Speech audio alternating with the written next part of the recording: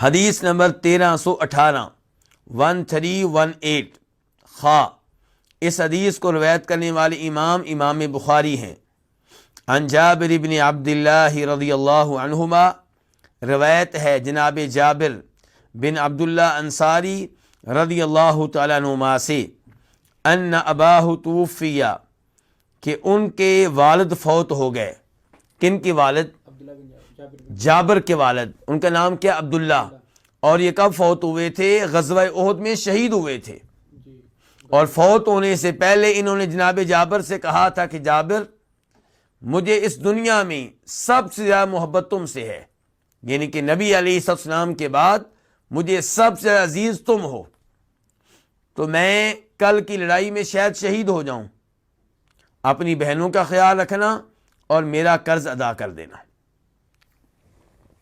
تو جناب جابر بن عبداللہ سے روایت ہے کہ ان کے والد فوت ہوئے، وَتَرَكَ عَلَيْهِ 30 وسقًا، اور اپنے ذمے 30 وسق چھوڑ کر گئے۔ لِرَجُلٍ مِّنَ الْيَهُودِ، یہودیوں میں سے ایک آدمی کے، یعنی کہ جابر کے والد، جناب جابر کے والد عبداللہ فوت ہوئے تو ان کے ذمے قرض تھا کیا؟ 30 وسق کھجوریں انہوں نے ادا کرنی تھی۔ یہ قرض کس کو دینا تھا؟ کس سے لیا تھا؟ یہودیوں میں سے ایک آدمی سے لیا تھا۔ اچھا، 30 وسق کتنے ہوتے ہیں؟ ایک وسق ہوتا ہے 60 سا کا، ایک وسق ہوتا ہے 60 سا کا، اور ایک سا میں تقریباً 2.5 کلو ہوتے ہیں۔ کچھ علماء کرام کہتے ہیں مکمل طور پہ 2.5 کلو، کچھ کہتے ہیں 2 کلو اور 1/4، یعنی کہ 2.25 کلو۔ تو آپ 2.5 کلو اگر لیتے ہیں تو یہ کتنے ہیں؟ 30 وسق، اور 30 کو آپ 60 سے ضرب دیں تو یہ بنیں گے 1800۔ اب 1800 کو اگر آپ ضرب دیں، میں نے دی ہوئی ہے، 1800 کو آپ ضرب دیں کس سے؟ 2.5 کلو سے، تو رزلٹ کیا نکلے گا؟ 4500، یعنی 4500 کلو گرام، 4500 کلو گرام تقریباً کھجوریں تھیں جو جناب جابر کے والد کے ذمے تھیں، اور یہودی کو واپس کرنی تھی۔ جب فوت ہو گئے تو ذمہ داری کس پہ آن پڑی؟ جابر پہ، بیٹے پہ۔ فاستنظرہ جابر، تو جناب جابر نے اس سے مہلت مانگی، کس سے؟ یہودی سے۔ فَأَبَى أَن يُنظِرَ، تو اس نے انہیں مہلت دینے سے انکار کر دیا کہ میں تمہیں مہلت نہیں دوں گا۔ فَكَلَّمَ جابر رسول اللہ صلی اللہ علیہ وسلم، تو جناب جابر نے گفتگو کی، بات کی کس سے؟ نبی علیہ الصلوۃ والسلام سے۔ کیوں بات کی؟ اس معاملے میں آپ نے اللہ کے رسول علیہ السلام سے بات کیوں کی؟ لِيَشْفَعَ لَهُ، تاکہ آپ ان کی سفارش کر دیں۔ کن کی؟ جابر کی۔ الیہ، اس کے پاس، کس کے پاس؟ یہودی کے پاس۔ فجاء رسول اللہ صلی اللہ علیہ وسلم، تو نبی علیہ الصلوۃ والسلام آئے، وکلم الیہودی، تو آپ نے یہودی سے بات چیت کی، لیأخذ ثمر نخلہ بالذی لہ، تاکہ وہ لے لے۔ کون لے لے؟ یہودی۔ ثمر نخلہ، جناب جابر کے باغ کا، کھجوروں کے باغ کا پھل، بالذی، اس کے بدلے میں، لہو، جو اس کا حق ہے۔ یعنی کہ آپ نے کہا کہ جابر کے والد فوت ہو گئے ہیں اور اس بیچارے کے اوپر کئی ذمہ داریاں ہیں، تو جو ان کا کھجوروں کا باغ ہے اس میں جو پھل ہے سارے کا سارا لے لو، اور جو تمہارا حصہ رہ جائے وہ معاف کر دو۔ تو آپ نے کیا؟ آپ نے بات چیت کی یہودی سے، کیوں؟ لیأخذ، تاکہ وہ لے لے، ثمر نخلہ، جناب جابر کے کھجوروں کے باغ کا پھل، بالذی لہ، اس قرض کے بدلے میں جو اس کا تھا، یہودی کا تھا۔ فَأَبَى، تو اس نے انکار کر دیا۔ تو نبی علیہ السلام نے شفاعت کی ہے یا نہیں کی؟ کی ہے۔ اس سے پتا چلا کہ اگر کوئی مقروض ہو جائے اور وہ ٹال مٹول کرنے والا نہ ہو بلکہ مشکل حالات میں پھنس چکا ہو اور کسی امیر کا اس نے قرضہ دینا ہو تو آپ اس امیر کے ہاں اس کی شفاعت کر دیں تو اچھی بات ہے. اس کو بتا دیں کہ اس کے حقیقت کو میں جانتا ہوں, یہ بیچارہ پھنسا ہوا ہے, ٹال مٹول سے کام نہیں لے رہا, فراڈی نہیں ہے, دھوکے باز نہیں ہے, دغا باز نہیں ہے, جھوٹ نہیں کہہ رہا. تو ایسے آدمی کی شفاعت کرنا کیا اچھی بات ہے. اور اللہ تعالیٰ کہتے ہیں من یشفع شفاعتا حسنہ یکن لہ نصیب منہا, جو کسی کی اچھی شفاعت کرے گا تو اس کو بھی شفاعت میں سے اجر و ثواب ملے گا.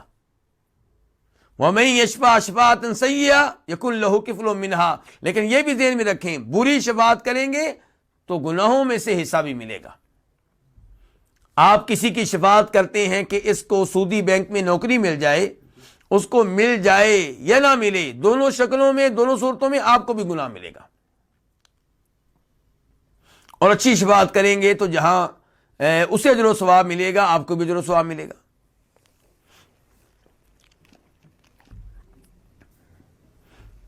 فابا, تو اس نے اس بات سے انکار کر دیا. کس نے؟ یہودی نے. یہودی نے کہا میں یہ کام نہیں کروں گا, میں تو پورا اپنا قرضہ واپس لوں گا. فدخل رسول اللہ صلی اللہ علیہ وسلم النخل, تو رسول اللہ صلی اللہ علیہ وسلم کھجوروں کے باغ میں داخل ہوئے. فمشا فیہا, تو آپ اس میں چلے. کس میں؟ باغ میں. اور دوسری روایت میں آتا ہے کہ آپ نے باغ کا چکر لگایا اور اس کے پھلوں کے لیے برکت کی دعا کی. پھلوں کے لیے برکت کی کیا کی؟ آپ نے دعا کی. ثم قال علی جابر, پھر آپ نے جابر سے کہا جد لہ, کہ جابر آپ ایسا کریں کہ اس یہودی کے لیے پھل کاٹ دیں, کھجوریں توڑیں اور اس کو اس کا قرضہ واپس کریں.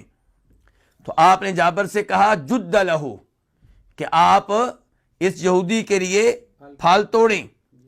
فاوف لہ الذی لہ, تو آپ اس کا وہ قرضہ اس کو دے دیں جو اس کا بنتا ہے. یہ کہ یہودی نے جب آپ کی شفاعت نہیں مانی تو آپ نے جناب جابر کے باغ کا چکر لگایا اور پھل میں برکت کی دعا کی. پھر جابر سے کہا کہ اب آپ پھل توڑیں اور ان کا قرضہ واپس کریں. فجدہ بعد ما رجع رسول اللہ صلی اللہ علیہ وسلم, تو جناب جابر نے پھل توڑا. رسول اللہ صلی اللہ علیہ وسلم کے چلے جانے کے بعد, یعنی کہ آپ واپس آ گئے چکر لگا کے دعائیں دے کے اور حکم دے کر, تو جناب جابر نے بعد میں آپ کے حکم کی تعمیل کرتے ہوئے پھل توڑا. فأوفاہ 30 وسقا, تو جناب جابر نے اس کو 30 وسق کھجوریں پوری کی پوری ادا کر دی. قرضہ کتنا تھا؟ 30 وسق تھا نا. تو جناب جابر نے وہ پورے کا پورا قرضہ واپس کر دیا. وَفَضَلَتْ لَهُ 17 وسقا, اور ان کے لیے بچ گئے. کن کے لیے؟ جناب جابر کے لیے.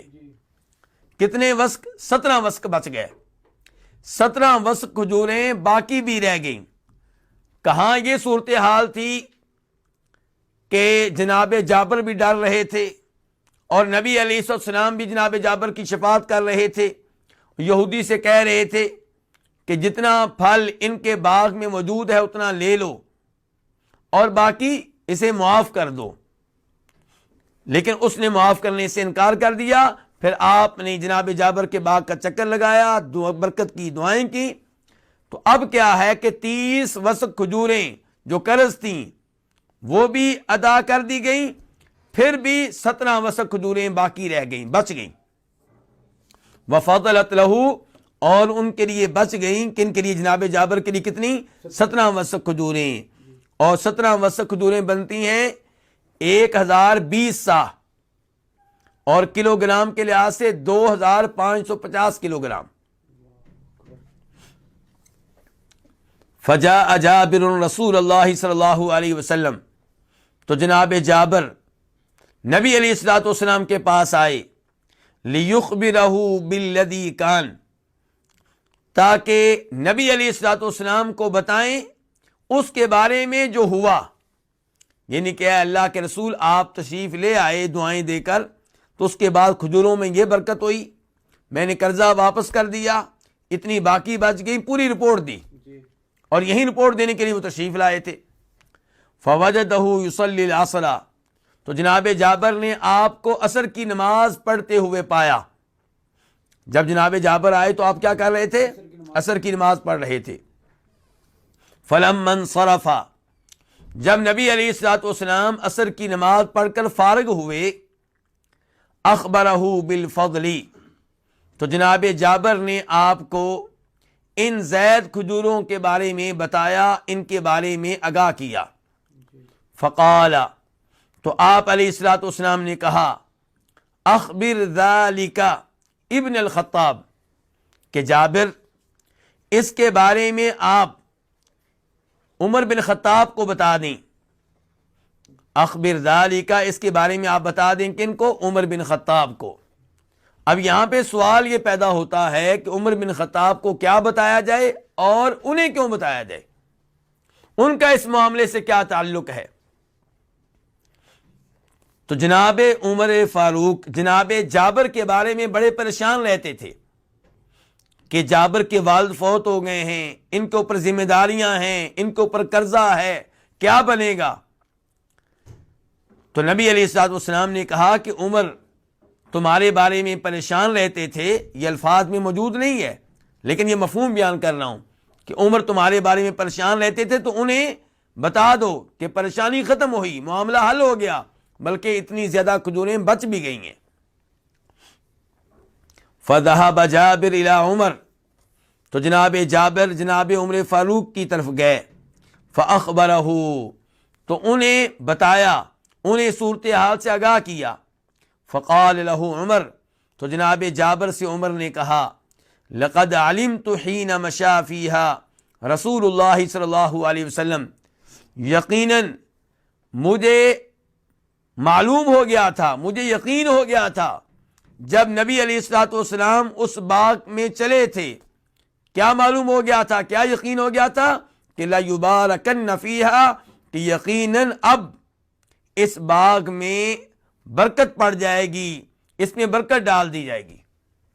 تو جناب عمر فاروق کیا کہتے ہیں کہ جب نبی علیہ السلام باغ کی جانب گئے تھے، باغ میں چلے تھے، مجھے تو اسی وقت یقین ہو گیا تھا کہ اب باغ میں کیا ہوگا، اب پھل میں برکت پڑے گی، اب کوئی نقصان نہیں ہوگا، کوئی خسارہ نہیں ہوگا۔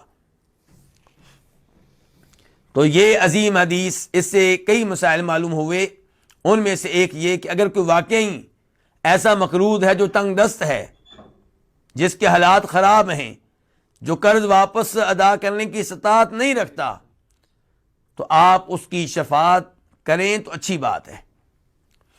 اور وہ جو قرض خواہ ہے، قرض لینے والا ہے، اسے چاہیے کہ مقروض کے قرضے میں کچھ نہ کچھ کمی کر دے، یا مکمل طور پہ معاف کر دے، یا مہلت دے دے، کیونکہ اللہ تعالیٰ کیا کہتے ہیں، وَإِن كَانَ ذُو عُسْرَةٍ فَنَظِرَةٌ إِلَىٰ مَيْسَرَةٍ، اگر وہ تنگ دست ہے جس نے آپ کا قرض دینا ہے تو اسے آپ مہلت دیں خوشحالی کے ایام آنے تک۔